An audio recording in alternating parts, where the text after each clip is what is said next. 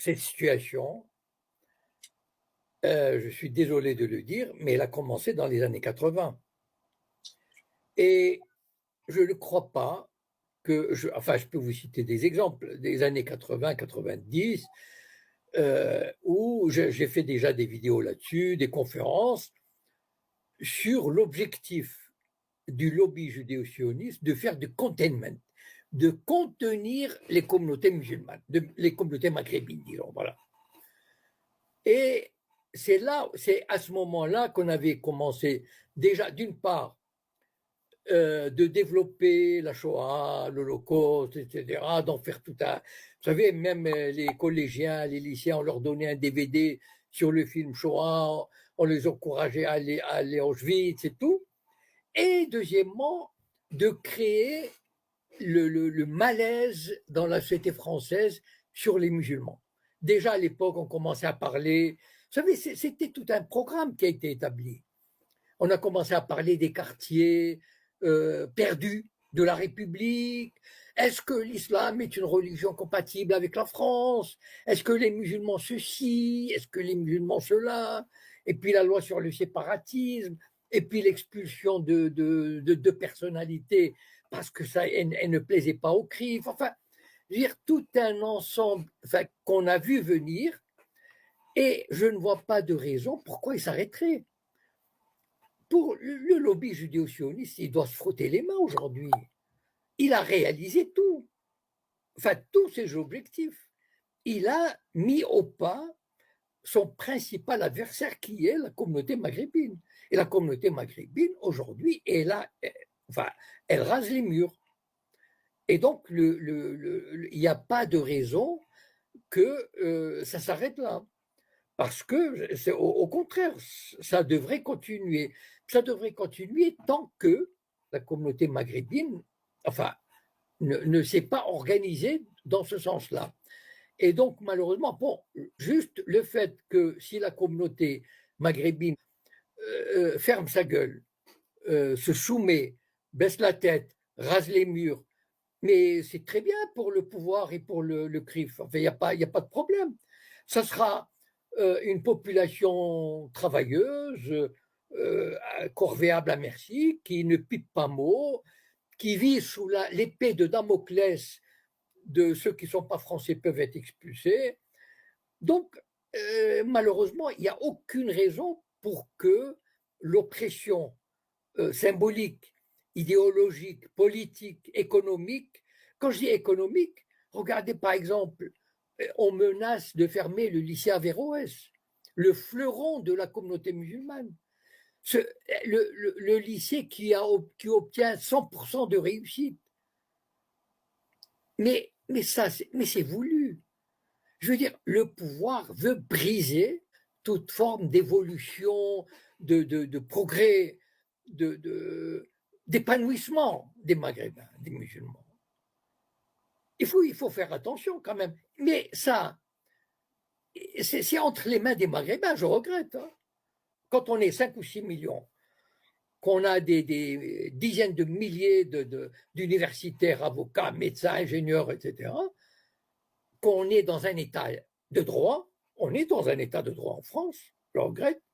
Ça veut dire qu'on peut créer des tas d'associations, on peut mener des actions revendicatrices, etc. Et s'ils ne le font pas, ben, ils ne le font pas, voilà. Ce n'est pas sur le plan politique qu'il faut se battre.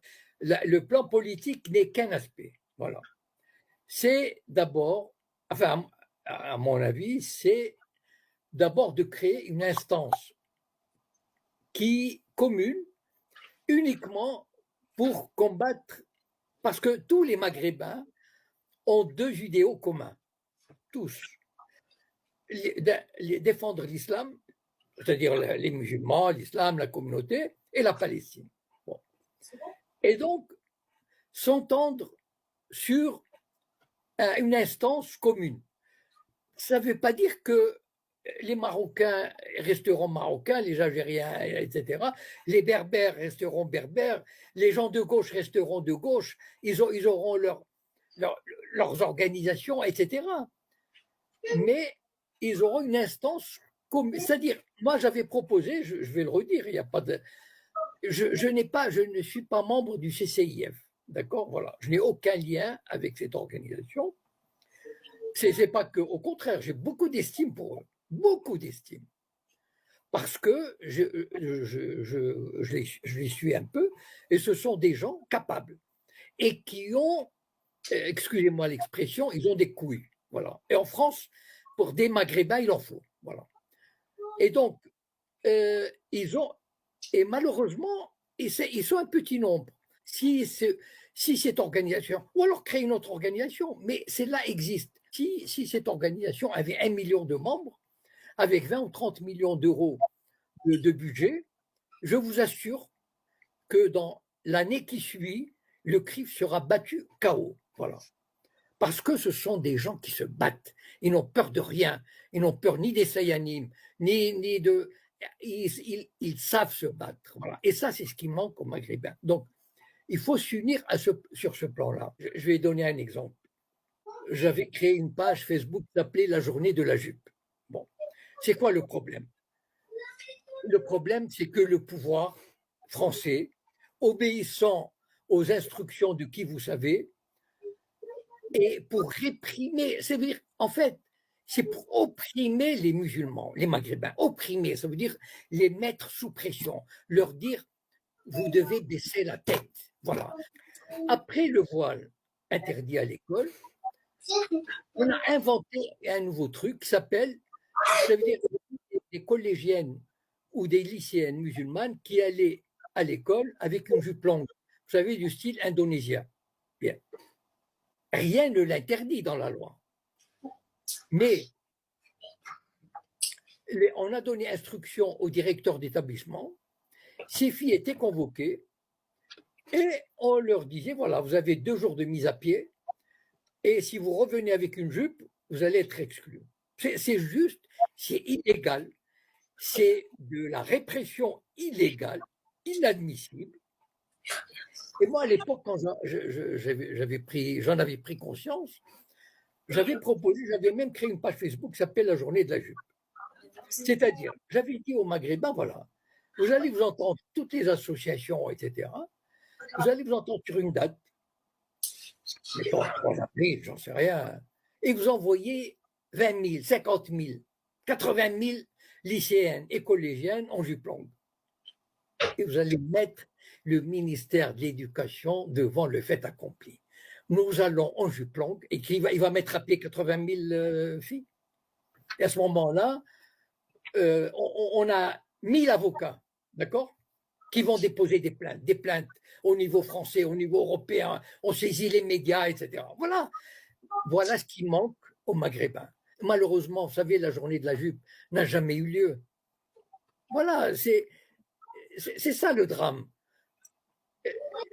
Ça veut dire qu'à aucun moment, la communauté maghrébine n'a montré au CRIF, n'a montré au gouvernement, vous allez voir ce que vous allez voir. On va vous opposer, on va vous faire une résistance du tonnerre, une résistance légale, hein, d'accord? Mais on a les moyens d'une résistance légale. Voilà. Je ne vois pas un réveil.